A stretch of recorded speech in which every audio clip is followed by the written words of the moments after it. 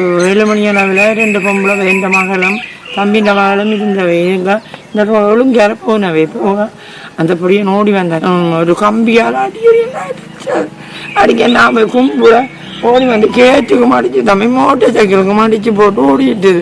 பேருந்து வந்து கல்லுகளால் எல்லாம் முறிஞ்சு போட்டு மற்ற மாலின் வீட்டை போய் கோழி கூடுகளை முடைச்சி மூட்டர் எல்லாத்தையும் முடைச்சி இப்படி இந்த பொடியை கேட்க இந்த கையெல்லாம் அடிச்சு உடைச்சி போடுது. இந்த பொடியை அந்த மகளின் மண்டி அடித்தது ஹெல்மெட்டால் அடித்து கம்பிகளால் நாங்கள் கும்பிட தம்பி அடிக்காத நீங்கள் யாரடா பெரியம்மா நான் உங்களுக்கு பெரியம்மாடா என்று சொல்ல பொடியன் உண்டுங்க நீங்களும் எனக்கு நான் தான் செய்வேன் நான் கேட்குறேன் என்ன நாங்கள் சொல்லி போட்டு பேருந்து போய் மகள் வீட்டை அடித்து போட்டு பேருந்து அடுத்த மகள் வீட்டை போய் கதவு எல்லாத்தையும் உடைச்சி போட்டு தம்பி.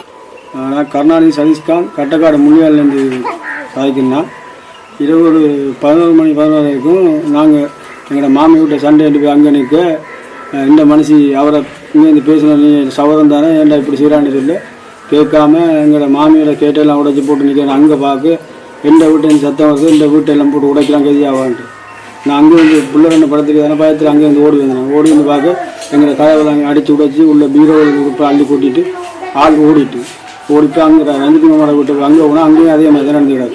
இந்த காலம் நாங்கள் 2 பேர் ரஞ்சிக்குட்டியோட வீட்டை இப்படி வந்து அநியாயமாக செய்திருக்கிறாரு அக்கான படியை இப்போ என்ன செய்யலாம்